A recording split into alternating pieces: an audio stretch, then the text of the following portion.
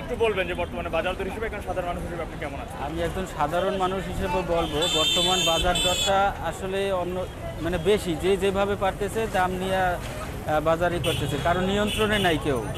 তা আমরা যে নিয়ন্ত্রণে থাকলো তাহলে একটা কথা থাকতো যে একটা মালের একটা নির্ধারিত দাম আছে, এই দামের উপরে বেচা যাবে না, কিন্তু এখানে যে যেভাবে দাম পারে নেওয়া যায়, তাতে আমরা সাধারণ মানুষই ভুক্তভোগী, বাধ্য হয়ে আমাদের কিনতে হয়, কিছু করার নাই। পারিবারিক অবস্থা, পরিবার চালাইতে হলে তো বাজার করতেই হবে, তো বেশি দাম দিয়েই আমরা নিয়ে যাই, কিছু করার থাকে না আসলে।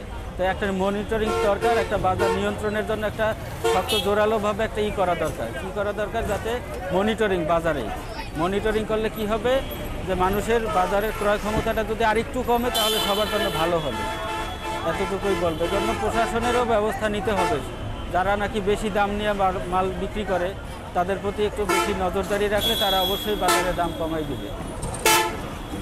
আপনি একজন সাধারণ ব্যক্তি হিসেবে আপনার আগে থেকে আয়ের চাইতে ব্যয়টা বেশি কিনা? জি জি, আয়ের চেয়ে আমার আয় সেটাই আছে, কিন্তু ওই আয়ের টাকা দিয়ে আমার স্বাভাবিক যে বাজারটা এটা তো হচ্ছে না, যার জন্য আমার ব্যয়ের হিসাবটা মিলাইতে পারছি না।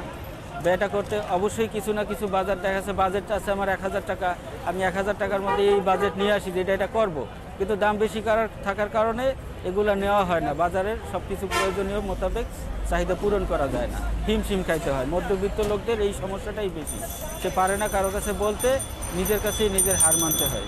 আপনারা জানেন যে বিগত 3 মাস আমাদের নতুন সরকার ক্ষমতা আসছে, এখন আগের চাইতে কি এখন একটু ভালো আছেন? হ্যাঁ, আমরা আগের থেকে কিছুটা স্বস্তির মধ্যে। এই বাজারে আমি একটা সময় পাঙ্গাস মাছ 200 টাকার নিচে পাইতাম না, এখন সেখানে 130 টাকা, 40 টাকা।